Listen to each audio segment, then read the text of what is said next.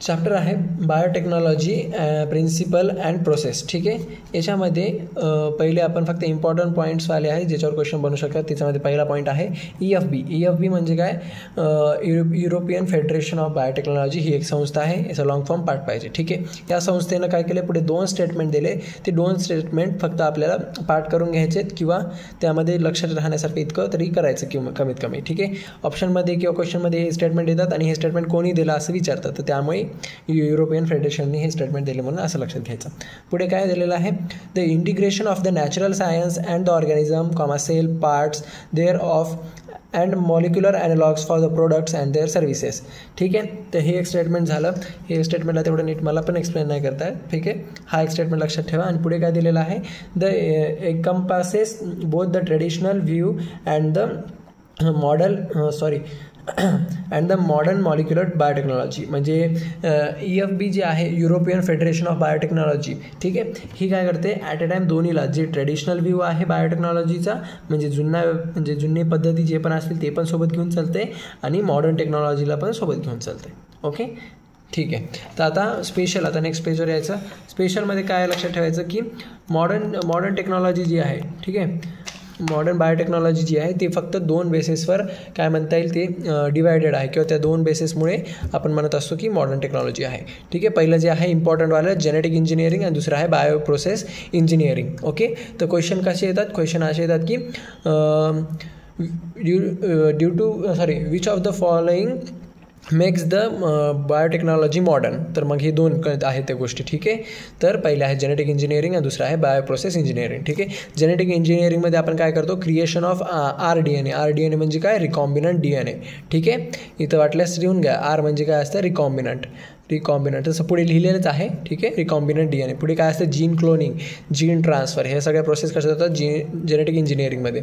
पुढे bio process इंजिनिअरिंगमध्ये काय होतं की बायोलॉजिकल प्रोडक्ट्स बनवतात, जसं की अँटीबॉडीज, वॅक्सिन्स, एन्झाईम, हे सगळे बनवले जातात. ठीक आहे, याच्यामध्ये एवढंच लक्षात द्यायचं की प्रोडक्शन ऑफ अँटीबॉडीज, वॅक्सिन आणि एन्झाईम असं. ठीक आहे, किंवा सरळ प्रोडक्ट्स बनवतात असं म्हणून लक्षात घ्यायचं एवढंच. पुढे काय दिलेलं आहे, the ability to make the multiple copies of antibodies resistant genes in E. coli was called cloning.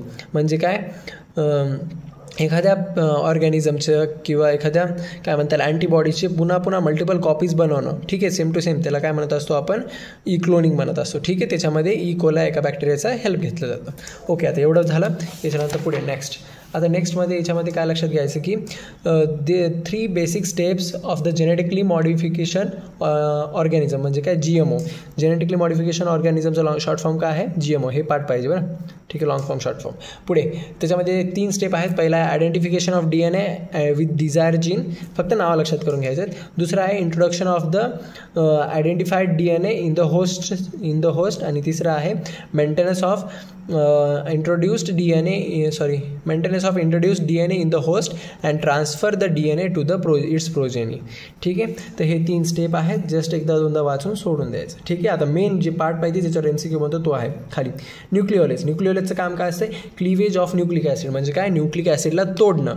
कोण करत असते तोडायचं काम, न्यूक्लियस करत असते. पुढे आता 2 गोष्टी असतात, एक्झोन्यूक्लियस असते आणि एंडोन्यूक्लियस असते. Okay, exonuclease. ठीक आहे, आता एक्झोन्यूक्लियसमध्ये काय असते की remove the nucleotides from the end of the DNA. आता सपोज करायचं की हे DNA आहे. ठीक आहे, आपण काय वापरलं, एक्झोन्यूक्लियस. तर या DNAला काय करतं, एंडनी कट करतं, एंड साईडनं. ठीक आहे, दोन्हीच्या एंड साईडनं कट करतं. ओके, त्या एन्झाईमला आपण काय म्हणत असतो, एक्झोन्यूक्लियस. ठीक आहे, पुढे हे दुसरं काय असते, एंडोन्यूक्लियस काय दिलेलं आहे, makes the cut at the specific position within the DNA that is recognition of the palindromic sequence. म्हणजे काय, हा एंडोन्यूक्लियस काय करतो की DNAला आतून कट करतो. एंडो म्हणजे आत. ठीक आहे, तर मग आतून कट करणार DNAला असं. ठीक आहे, बाहेरून नाही कट करणार, आता मधून कट करणार स्पेसिफिक जागेवरून.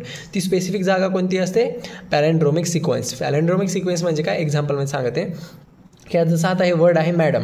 ठीक आहे, म्हणजे पॅलेंड्रोमिक सिक्वेन्स असे असतात की DNAला जर आपण उलटं जरी केलं, ठीक आहे, DNAचे जे स्ट्रँड्स असतात त्यांना आपण उलटं जरी केलं तरी ते काय असतात, वाचायला एकदम सेम असतात. जसं या मॅडम शब्दाला आपण उलटं जरी केलं तरी इकडून जरी वाचलं उलटं केल्यावर तरी पण मॅडमच तयार होत असतं. ठीक आहे, तर ते असे जे सिक्वेन्स असतात त्याच्यामध्ये पॅलेंड्रोमिक सिक्वेन्स असे जे असतात त्यांच्यामध्ये एंडोन्यूक्लियस आपण वापरत असतो. आलं लक्षात? एंडोन्यूक्लियस आतमध्ये कट करतो, एक्झोन्यूक्लियस बाहेर कट करतो. क्वेश्चन विचारतात की which of the following which of the following will cut the DNA stand from the outside किंवा एंड फ्रॉम द एंड्स. तर मग आन्सर काय ना एक्झोन्यूक्लियस. ठीक आहे, इम्पॉर्टंट आहे, क्वेश्चन बनतंच. ठीक आहे, पुढे काय दिलेलं आहे हे लक्षात ठेवायचं. In year 1963 the 2 enzyme responsible for the reacting the growth of bacteriophage in काय आहे ई कोलाय म्हणतात त्याला. ठीक आहे, याचं प्रोनाऊन्सिएशन काय इक्स्केरिया. ठीक आहे, प्रोनाऊन्सिएशन आहे, याला शॉर्ट फॉर्ममध्ये ई कोलाय म्हणतात. Okay sorry. आणि वेअर आयसोलेटेड म्हणजे काय झालं की काय नाही, त्यांनी एका बॅक्टेरियोफेजचं, ठीक आहे, बॅक्टेरियोफेज एक काय म्हणता येईल बॅक्टेरिया आहे. ठीक आहे, एक व्हायरस आहे, त्याची ग्रोथ थांबवण्यासाठी ई कोलायला वापरलं होतं. तर त्यावेळेस काय झालं, त्यावेळेस 2 एन्झाईम तयार झालते responsible for the restricting the growth of the bacteriophage. या बॅक्टेरियोफेजची ग्रोथ थांबवण्यासाठी कोणते 2 एन्झाईम यूज झालते असं विचारतं. बॅक्टेरियोफेजची ग्रोथ थांबवण्यासाठी फॉर रेस्ट्रिक्टिंग 2 एन्झाईम्स, हे बघ एवढंच पाठ करून घ्या, for restricting the growth of bacteriophage. तर ते आहे पहिला 1 आणि हा दुसरा 2. ठीक आहे, म्हणजे बॅक्टेरियोफेजची ग्रोथ थांबवण्यासाठी कोणते 2 वापरले होते एन्झाईम, एक होता मिथायलेज आणि दुसरा होता रेस्ट्रिक्शन एंडोन्यूक्लियस होता. ठीक आहे, रेस्ट्रिक्शन एंडोन्यूक्लियस होता. ठीक आहे, आपण आता मिथायलेज वापरला होता. मिथायलेज म्हणजे काय, add methyl group to the bacterial DNA, म्हणजे बॅक्टेरियल DNAला मिथाईल ग्रुप ॲड करणं. ठीक आहे, आपल्याला तेवढं नाही लक्षात घ्यायचं, फक्त असा जर क्वेश्चन आला तरच हे मिथायलेज आणि रेस्ट्रिक्शन एंडोन्यूक्लियस एवढंच आपल्याला बघायचं. पुढे रेस्ट्रिक्शन एंडोन्यूक्लियसला आपण काय म्हणू शकतो, मॉलिक्युलर सीझर म्हणू शकतो. मॉलिक्युलर सीझर हे MCQ बनतो म्हणजे बनतोच, खूपदा आलेला पण आहे की which of the following is a molecular scissor. तर असे त्याचं ऑप्शन काय येणार, आन्सर काय येणार रेस्ट्रिक्शन एंडोन्यूक्लियस. ठीक आहे, हे पाठ करायचं. पुढे तेच पॅलेंड्रोमिक सिक्वेन्सची तर थोडी डेफिनेशन दिलेली आहे. पॅलेंड्रोमिक सिक्वेन्स रीड सेम्स on the 2 strands from 5' to 3' and 3' to 5' direction. म्हणजे काय, DNA असा असतो. ठीक आहे, एका साईडला 5' असते तर दुसऱ्या साईडला 3'. मग हे 5' इकडे 3' एंड होते आणि 3' इकडे 5' एंड होते. ओके, त्यांना एवढंच म्हणायचं आहे की आपण 5' पासून 3' वाचत जा किंवा 3' पासून 5' वाचत जा.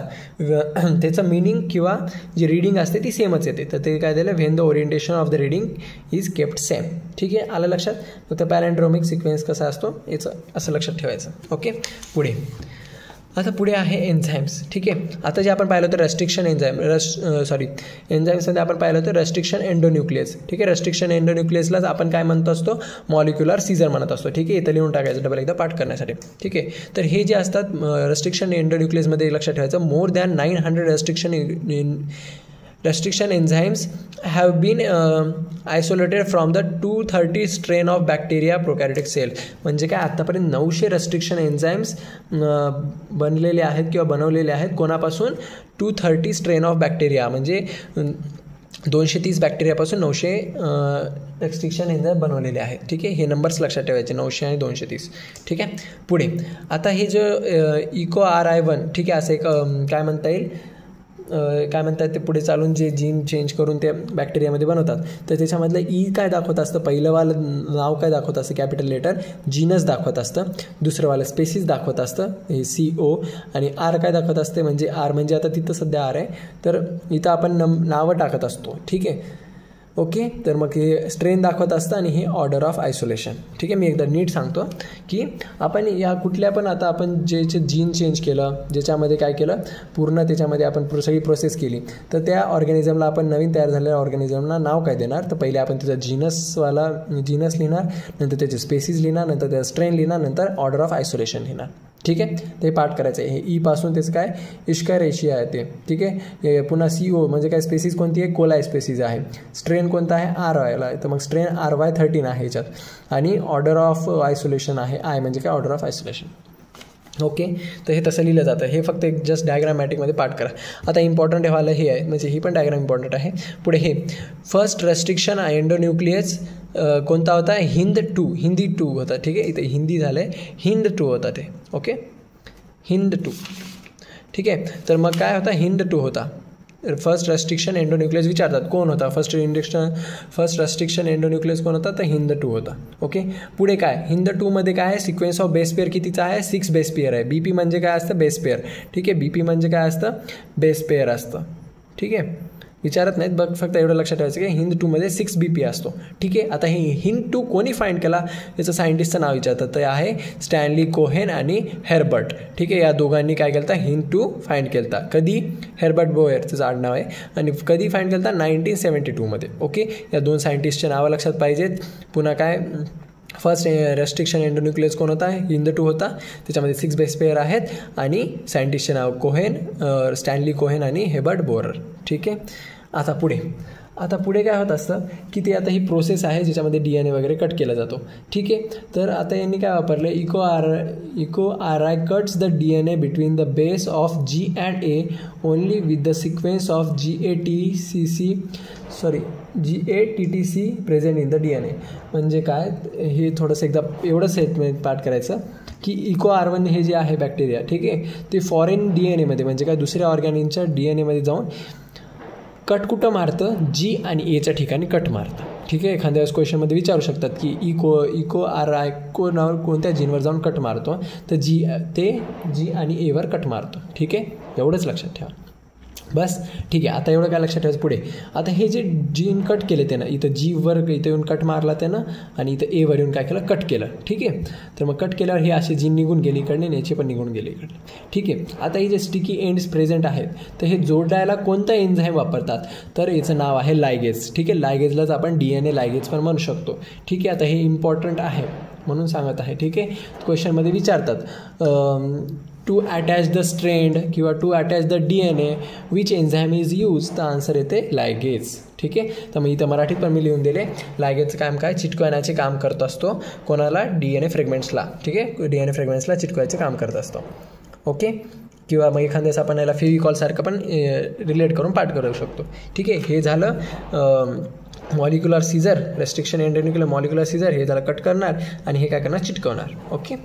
पुढे आता पुढे आहे क्लोनिंग वेक्टर्समधले हे जे 2-3 पॉईंट्स आहेत त्याच्यावर क्वेश्चन बनवू शकतो. तर ठीक आहे, त्याच्यावर मी तेवढं सांगतो. क्लोनिंग फॅक्टर म्हणजे काय, एकासारखे अजून खूप बनवणे, सेम टू सेम. ठीक आहे. तर याच्यामध्ये पहिलं लक्षात घ्यायचं, क्लोनिंग साईटमध्ये कोणते फीचर आहे. पहिला आहे origin of the replication, ORI site present असते. ठीक आहे, ORI साईट. पुन्हा काय येत असते, सिलेक्टेबल मार्कर. क्लोनिंग साईटलाच आपण म्हणतो रेस्ट्रिक्शन साईट, आणि मग सर्वात नंतर काय होत असते, ट्रान्सफॉर्मेशन होत असते. ठीक आहे, म्हणजे हे 3 पॉईंट आहेत का, याच्यावर क्वेश्चन विचारतात. ओके. तर याच्यामध्ये पहिलं काय आहे, ओरिजिन ऑफ रेप्लिकेशन. हे जे आहे ते क्लोनिंग प्रोसेसमध्ये यूज होत असतात. तर पहिलं जे आहे ओरिजिन ऑफ रेप्लिकेशन, त्याला शॉर्ट्समध्ये लिहितो ORI लिहित असतो आपण. ठीक आहे. याच्यात काय लक्षात ठेवायचं, sequence from where the replication start. म्हणजे मी जर म्हटलं एखादा DNAचं रेप्लिकेशन, ठीक आहे, कुठून स्टार्ट होणार, तर ORI साईटून स्टार्ट होणार. ठीक आहे, रट्टा मारायचा. पुढे काय दिलेलं आहे, it is a responsible for the control the copy number of the link DNA. म्हणजे किती नंबर तयार करायची कॉपी, म्हणजे क्लोनिंग किती करायची, हे नंबरचं कंट्रोल कोणाच्या हातात असतं, ORI साईटच्या हातात असतं. तर हे 2 पार्ट करायचे. ओके. मॅच द फॉलोइंगमध्ये एखाद्यास येऊ शकतात. पुढे selectable markers helps in the selection of the transformant. ठीक आहे, सेलेक्ट असं याच्यावर लक्षात ठेवायचं. सिलेक्शन ऑफ ट्रान्सफॉर्मंट कोण करतं, सिलेक्टेबल मार्कर करतात. ठीक आहे. याचे एक्झाम्पल्स कोणते सिलेक्टेबल मार्कर्सचे, ॲम्पिसिलिन, क्लोरोफिनॉकॉल, ठीक आहे, क्लोरॲम्फिफिनॉकॉल, टेट्रासायलिन आणि कॅनामायसिन. ठीक आहे, हे एक्झाम्पल आहे सिलेक्टेबल मार्कर्सचे. ठीक आहे. पुढे आता काय आहे, क्लोनिंग साईट आणि रेस्ट्रिक्शन साईट. हे पाठ करायचे बरं, मी जेवढे पॉईंट शिकवते तेवढेच. ठीक आहे. Cloning site oblique restriction site. तर याच्यामध्ये काय लक्षात घ्यायचं की the ligation of a alien DNA oblique gene interest, म्हणजेच काय GOI शॉर्ट फॉर्ममध्ये, is carried out by the restriction site. म्हणजे काय, जे सरळ रेस्ट्रिक्शन साईटमध्ये काय होतं की the ligation of alien DNA, म्हणजे बाहेरचा DNA काय होतो, आपल्या DNA सोबत, म्हणजे त्या बॅक्टेरियाच्या DNA सोबत जॉईंट होत असतो. ठीक आहे. मलाही माहिती हे थोडंसं कन्फ्युजिंग होत असेल, बट आपल्याला फक्त रट्टा मारायचे हे स्टेटमेंट. हे कशामध्ये, मॅच द फॉलोइंगमध्ये क्वेश्चनमध्ये विचारलेले आहेत. एका साईडला ORI हे एका साईडला देऊन टाकतात काय, क्लोनिंग साईट किंवा रेस्ट्रिक्शन साईट, आणि त्याच्या पुढे त्याचं फंक्शन सांगा म्हणतात. तर मग मॅच करताना एवढं लक्षात आलं पाहिजे की the ligation of alien DNA हे कशात होत असते, रेस्ट्रिक्शन साईटमध्ये होत असते. ठीक आहे. त्यामुळे एवढं सेंटेन्स पाठ करायचं. ओके. झालं. अजून काय आता पुढे दिलेलं आहे ट्रान्सफॉर्मेशन. ट्रान्सफॉर्मेशन म्हणजे काय, procedure through which the piece of a foreign DNA is introduce to the host bacteria. ठीक आहे, म्हणजे जे फॉरेन DNA आहे ते होस्ट बॅक्टेरियामध्ये इंट्रोड्यूस करण्याला म्हणतो ट्रान्सफॉर्मेशन. ठीक आहे, आता ट्रान्सफॉर्मेशन झालं आणि मग ते नवीन बॅक्टेरिया, ते ट्रान्सफॉर्मेशन सक्सेसफुल झालं आणि नंतर काय होत असते, जे बनत असते, जे नवीन बॅक्टेरिया बनत असतो सगळं आपण त्याच्यामध्ये भरलेलं. ठीक आहे, हे सगळे सिलेक्टेबल मार्कर्स त्याच्यामध्ये भरले तर ते नंतर काय बनत असतं, ट्रान्सफॉर्मंट बनत असतं. ठीक आहे, तर एखाद्या क्वेश्चन विचारला, after the transformation of bacteria what is formed, किंवा न्यू बॅक्टेरिया फॉर्म्ड नेम्ड, असं काय विचारलं, त्याला नाव काय आहे, तर आन्सर येणार ट्रान्सफॉर्मंट.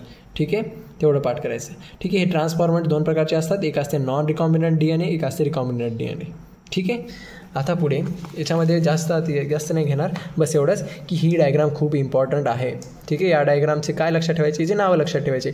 इथं ORI प्रेझेंट आहे, ORIच्या वर कोण आहे, AMPR म्हणजे काय, ॲम्फिसिलिन. ओके, आणि इथं ORIच्या खाली कोण प्रेझेंट आहे, रोप काय असते, इथं पॉईंट आहे, डेफिनेशन पार्ट करायची, मॅच द फॉलोइंगला विचारतात.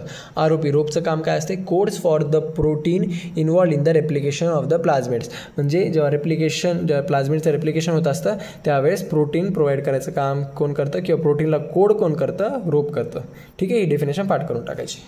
ओके, तर पुढे काय दिलेलं आहे की आता हे डायग्राम पार्ट करायची आहे. ठीक आहे, काही म्हणजे याच्यातले सिक्वेन्स वाईज पार्ट करावं लागते ही डायग्राम. ORIच्या वरी AMP येणार, ORIच्या इकडे खाली रोप येणार, वरी TETR येणार. TETR म्हणजे काय, टेट्रासायलिन.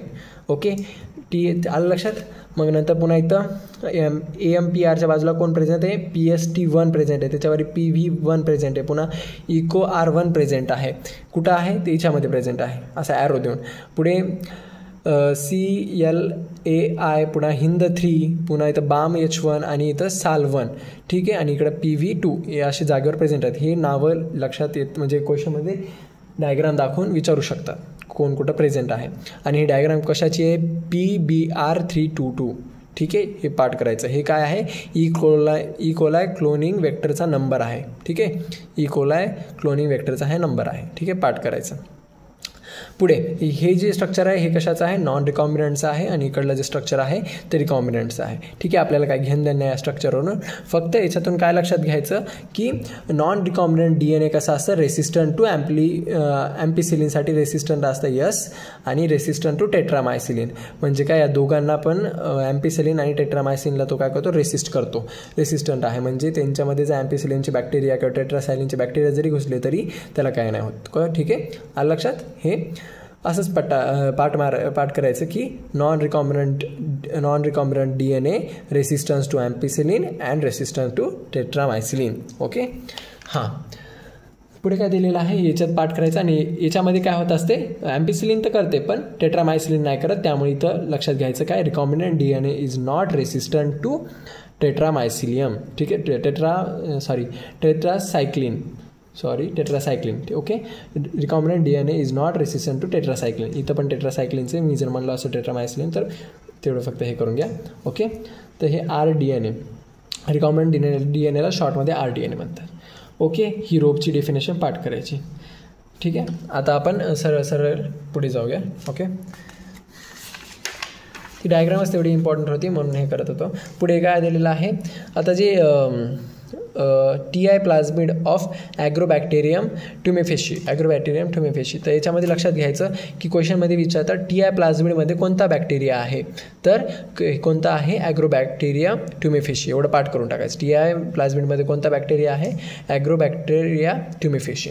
ठीक आहे, पुढे डिसआर्म ट्यूमर इंड्युस्ड TI प्लाझ्मिड. ठीक आहे, आता हे जे जीन एकातून दुसऱ्या ऑर्गॅनिझममध्ये टाकायला काय करतात, वेगवेगळे मेथड यूज करतात. तर हे एवढं पाठ करायचं, disarmed tumour is included in TI plasmid. TI प्लाझ्मिडमध्ये कसा मेलेला ट्यूमर प्रेझेंट असतो. ठीक आहे, हे झालं.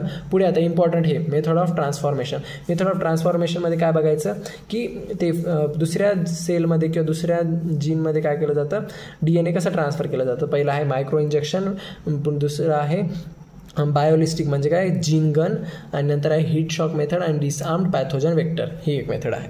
ठीक आहे. तर मायक्रो इंजेक्शनमध्ये काय होतं, recombinant DNA is directly injected to the nucleus of the animal cell. म्हणजे काय केलं जातं, जे रिकॉम्बिनंट DNA आहे ते डायरेक्ट ॲनिमल सेलच्या न्यूक्लियसमध्ये इंजेक्ट केलं जातं इंजेक्शनद्वारे. पुढे बायोलिस्टिक ऑब्लिक जीन गन, त्याचं काम काय असतं, plant cell are bombarded with the high velocity micro particles of a gold or tungsten coated with the DNA. ठीक आहे. याची डेफिनेशन इम्पॉर्टंट आहे, मॅच द फॉलोइंगमध्ये विचारू शकतात. ठीक आहे.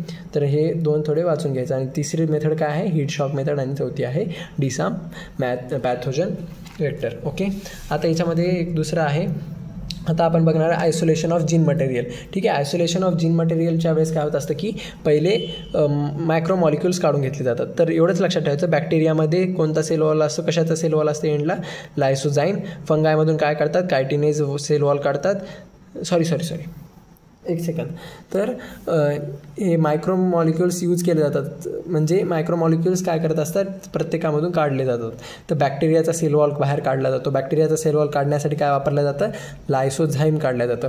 फंगायचा सेल वॉल बाहेर काढण्यासाठी काय झालं जातं, किंवा सेल वॉल तोडण्यासाठी काय करतात, कायटिनेज वापरतात. आणि प्लांट सेलमध्ये सेल वॉल तोडण्यासाठी काय वापरतात, सेल्युलेज वापरतात. ओके. पुढे हां, आता ही जी आहे पूर्ण प्रोसेस काय आहे, आयसोलेशन ऑफ DNA. तर एवढंच लक्षात ठेवायचं, isolation of DNA done by spooling. शेवटची स्टेप कोणती असते, स्पूलिंग. ठीक आहे, डन बाय स्पूलिंग. आणि याच्यामध्ये लक्षात ठेवायचं की DNAला कशामध्ये बुडवतात, तर चिल्ड इथेनॉलमध्ये DNAला बुडवतात. ठीक आहे.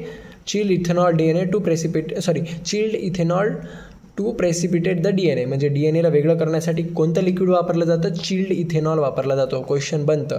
ठीक आहे. म्हणजे आपल्याला पूर्ण प्रोसेस पाठ करायची गरज नाही, बस एवढंच समजून घ्यायचं काय की DNAला वेगळं करण्यासाठी काय कोणतं केमिकल यूज केलं जातं, चिल्ड इथेनॉल, थंडा इथेनॉल वापरला जातो. आणि याच्यात ही जी प्रोसेस आहे की DNAला वेगळं करण्याची प्रोसेस, त्याला काय म्हणतो आपण, स्पूलिंग म्हणतो. ओके. पुढे आता आहे सर्वात इम्पॉर्टंट टॉपिक, तो म्हणजे आहे जीन इलेक्ट्रोपोरेसिस. ठीक आहे. जीन इलेक्ट्रोपोरेसिसमधलं आपल्याला याच्यावर दरवर्षी क्वेश्चन बनलेला आहे आणि यावर्षी पण बनणारच. सो हे एकदम तुम्ही पाठ करून घ्या. ठीक आहे. तर जीन इलेक्ट्रोपोरेसिसमध्ये काय होतं, separation of a negatively charge DNA molecule under the electric field through the medium oblique matrix. म्हणजे कसा असतो, DNA कसा असतो, निगेटिव्हली चार्ज असतो. ठीक आहे. तर मग ह्याच निगेटिव्हली चार्ज DNAला काय केलं जातं, मॉलिक्यूलपासून सेपरेट केलं जातं. ठीक आहे. तर याच्यामध्ये DNAचं सेपरेशन चालू असतं. तर याची प्रोसेस कशी केली जाते, तर बघा खाली, mostly commonly use matrix for DNA separation is agarose. म्हणजे काय केलं जातं, DNAला ॲग्रोजमध्ये डुबवलं जातं. ठीक आहे. ते एवढं लक्षात ठेवायचं. डीन सेपरेशनसाठी इथे काय वापरलेलं आहे, ॲग्रोज वापरलेला आहे. तर क्वेश्चन विचारतात, जेल इलेक्ट्रोपोरेसिसमध्ये डीन सेपरेशनला DNA सेपरेशनला कोणतं लिक्विड वापरलं आहे, तर कोणतं कंपाऊंड वापरलं आहे, तर ते आहे ॲग्रोज. ठीक आहे. ॲग्रोज कुठून भेटतो आपल्याला, तर ॲग्रोज आपल्याला भेटतो सीवीड्सपासून. हे पण एक क्वेश्चन बनतो. ठीक आहे. आणि बनलेला पण आहे. ॲग्रोज कुठून भेटतो, सीवीडपासून ऑब्टेंड होतो आपल्याला. ठीक आहे. आता हे झालं. पुन्हा काय, ॲग्रोजचं काम काय, separate the DNA fragments through the sieving effect. इफेक्टची काय गरज नाही आपल्याला. ओके. आता मेन आहे इथं. ठीक आहे. याच्यामध्ये काय लक्षात घ्यायचं, हे पूर्ण त्याचा सेटअप आहे, डायग्राम आहे. इकडं वरच्या साईडला कशा असतात, लार्जेस्ट मॉलिक्युलला असतात. ठीक आहे. आणि इकडं काय असतात, स्मॉलेस्ट मॉलिक्युल. ठीक आहे. इथं काय दिलेलं आहे, पुढे काय दिलेलं आहे एकदा बघू आपण, separation on the basis of the size, smaller the DNA fragment further it moves. ठीक आहे. म्हणजे काय होतं की हे सेपरेशन कसं केलं जातं, साईज वाईज केलं जातं. ठीक आहे. DNAचं सेपरेशन कसं केलं जातं, साईज वाईज केलं जातं. स्मॉलरवाला DNA असं खाली खाली जातो आणि लार्जरवाला DNA वरीच राहतो, लार्जेस्टवाला. ठीक आहे. डायग्राममधूनच लक्षात ठेवायचं. ओके. आता याच्या स्पेशली लक्षात काय ठेवायचं की जेल इलेक्ट्रोपोरेसिसमध्ये जो जेल इज स्टेन्ड विथ, म्हणजे काय मधात एक जेल वापरतात, त्याला स्टेन्ड कशाने केलं जातं, कलर कोणत्या लिक्विडनं केलं जातं, तर इथेमाइड ब्रोमाइड. ठीक आहे. इथेमाइड ब्रोमाइडनं कलर केलं जातं.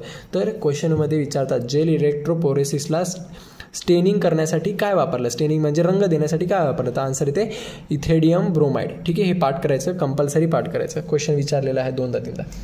ओके. हां. आता काय झालं, एक्सपोज टू. आता एकदा त्याला त्या इथेमाइड ब्रोमाइडमध्ये मिक्स केलं ना, मग त्याला काय केलं जातं, UV रेज दिले जातात. UV रेज दिले जातात म्हणजे काय, सनलाईट, म्हणजे सूर्यप्रकाशामध्ये त्याला ठेवलं जातं. ठीक आहे. एवढं लक्षात ठेवायचं. क्वेश्चनमध्ये विचारतात की सूर्यप्रकाशामध्ये म्हणजे कोणत्या रेजमध्ये ठेवतात, तर UV रेजमध्ये ठेवतात.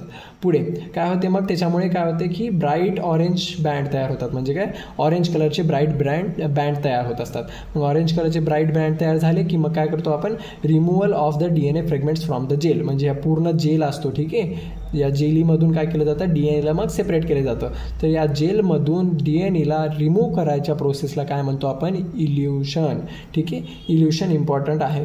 तर मग इथं क्वेश्चन विचारतात इल्युशन प्रोसेसची डेफिनेशन काय, तर म्हणजे सरळ सरळ removal of DNA fragment from the gel, त्याला म्हणतो आपण इल्युशन. आलं लक्षात. जीन इलेक्ट्रोपोरेसिस इम्पॉर्टंट आहे. आता क्वेश्चन कोणते म्हणतात मी सरळ सरळ सांगतो. जीन इलेक्ट्रोपोरेसिसला सेपरेट करण्यासाठी कोणतं काय म्हणता येईल, कोणतं कंपाऊंड वापरलं जातं, तर ॲग्रोज कंपाऊंड वापरलं जातं, ठीक आहे. कुठून भेटतं, सीवीडपासून भेटतं, ठीक आहे. ॲग्रोज कंपाऊंडचं काम काय, DNAचे फ्रॅगमेंट्सला वेगळं करणं, म्हणजे DNAला सेपरेट करण्याचं काम आहे, ठीक आहे. पुढे काय चालतं, मग DNA या कशात भरला जातो, या जेलमध्ये, या डब्यामध्ये काय असतं, जेल, त्या जेलमध्ये DNA भरला जातो, ठीक आहे. आणि सेपरेशन कसं होतं DNAचं सेपरेशन होतं ऑन दी बेसिस ऑफ साईजच्या बेसिसवर होतं. स्मॉलेस्टवाले राईट साईडला येतात, लेफ्ट आणि लार्जेस्टवाले इकडे जातात लेफ्ट साईडला, ओके, व्हेरी ठीक आहे. आलं लक्षात. पुढे आता जे आहे जेल, या जेलला स्टेन करण्यासाठी, ठीक आहे, मधातलं जो जेल आहे त्याला कलर करण्यासाठी काय वापरलं जातं, इथेमाइड ब्रोमाइड वापरलं जातं, ठीक आहे. क्वेश्चन विचारला जातो की कलर करण्यासाठी काय वापरलं जातं, तर इथेमाइड ब्रोमाइड, ठीक आहे. आता तुम्ही इथेमाइड ब्रोमाइड टाकलं तर मग नंतर याला काय करणार, तुम्ही सनलाईटमध्ये ठेवणार, सनलाईट म्हणजेच काय, UV रेजमध्ये ठेवणार, ओके. तर UV रेज इम्पॉर्टंट आहे. मग जसं याला UV रेजमध्ये ठेवलं, मग काय होत असते, UV रेजमध्ये ठेवल्यावर त्याचा कलर चेंज होतो, आणि कलर काय होत असते, ब्राईट ऑरेंज बँड तयार होतात, ठीक आहे. कशाचे, DNAचे ब्राईट ऑरेंज बँड तयार होतात. हे असे दिसायला बघा, हे ब्राईट ऑरेंज बँड आहेत, कशाचे, DNAचे. तर मग आपल्याला कळालं DNA कुठं आहे. तर मग आता DNAला काय करायचं, सेपरेट काढून घ्यायचं. तर या जेलमधून, हे सगळ्या डब्यात जेल भरलेलं असतं. तर removal of DNA fragment from the gel, या जेलमधून DNA फ्रॅगमेंटला रिमूव्ह करणं, या प्रोसेसला काय म्हणतात, इल्युशन म्हणतात. आलं लक्षात. तर मग या इल्युशनची डेफिनेशन म्हणून हे आन्सर द्यायचं आपण, ओके. इम्पॉर्टंट आहे, मला माहिती, मी 2-3 डबल सांगितली आहे, बट इम्पॉर्टंट आहे, समजली तर खूपच चांगले सगळेच क्वेश्चन बनतील, याच्यावर 2 तरी प्रश्न येऊन जातील, ओके. तर पाठ करून टाका. आता नेक्स्ट आहे, ठीक आहे. आता नेक्स्ट हे की याच्यावर जस्ट फंक्शन आणि मॅच द फॉलोइंगमध्ये आलं ते येते. पहिलं आहे न्यूक्लियोटाइड्सचं काम काय आहे, फॉर्मेशन ऑफ DNA. न्यूक्लियोटाइड काय करत असते, फॉर्मेशन ऑफ DNA. सिम्पल एवढंच पाठ करून टाकायचं. पुढे प्रायमर्सचं काम काय आहे की ऑलिगो न्यूक्लियोटाइड बनवणं, आणि दुसरं काय, complementary to the region of DNA बनवणं, ठीक आहे. Complementary to the region of DNA बनवणं, 2 गोष्टी बनवतं प्रायमर्स. काय बनवतं, एक ऑलिगो न्यूक्लियोटाइड्स बनवतं आणि complementary to the region of DNA बनवतं, ओके. एक मिनिट, सॉरी, ब्लर होते का, हां.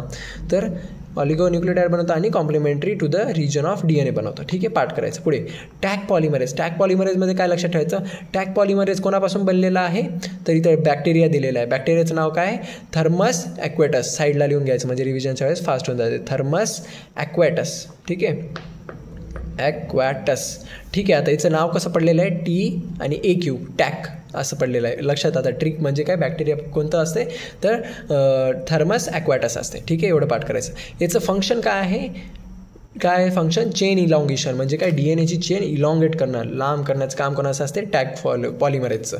पुढे जिनोम DNAचं काम काय, template DNA for gene of interest, ठीक आहे. Template DNA for gene of interest कोण बनत असतं, जिनोम ऑफ DNA, ठीक आहे. जिनोम DNA, ठीक आहे. हे प्लीज इथले पाठ करून घ्या, क्वेश्चन बनवू शकतो, ठीक आहे. आता येते ही डायग्राम. या डायग्राममधून बस आपल्याला एवढंच लक्षात ठेवायचं की PCR पॉलिमराइज चेन रिॲक्शन कशी होत असते. सर्वात पहिले होत असते डिनॅच्युरेशन, नंतर होत असते ॲनेलिंग, आणि नंतर काय होत असते, एक्सटेन्शन होत असते, ठीक आहे. आलं लक्षात. हे सिरियल वाईज लक्षात ठेवायचं बरं. पहिले डिनॅच्युरेशन होणार, नंतर ॲनेलिंग होणार, नंतर एक्सटेन्शन होणार. क्वेश्चनमध्ये विचारलं होतं, म्हणजे प्रिव्हियस इयर क्वेश्चनमध्ये, की सिक्वेन्स काय आहे, तर पहिले येणार डिनॅच्युरेशन, नंतर ॲनेलिंग, नंतर एक्सटेन्शन, ठीक आहे. डिनॅच्युरेशनमध्ये टेम्परेचर किती असते, 90 डिग्री. ॲनेलिंगमध्ये टेम्परेचर किती असते, 60 डिग्री. आणि एक्सटेन्शनमध्ये टेम्परेचर किती असते, 70 डिग्री. ॲप्रॉक्सिमेट टेम्परेचर आहेत बरं हे, ठीक आहे. 70 डिग्री असते, ओके. आणि हे प्रोसेस पूर्ण PCR म्हणजेच काय, पॉलिमरेज चेन रिॲक्शन किती सायकलमध्ये होते हे पण क्वेश्चन विचारतात. तर आन्सर काय आहे, 30 सायकल्समध्ये कंप्लीट होत असते, ओके. एवढं लक्षात ठेवायचं. पुढे याच्यामध्ये आहे की इकडलं तर आपल्याला तेवढं काहीच इम्पॉर्टंट नाही आहे. सरळ काय लक्षात ठेवायचं की ह्याच्यामध्ये फक्त बायोरिॲक्टरची एकदा वाचून घ्यायचं फक्त. काय असते बायोरिॲक्टर?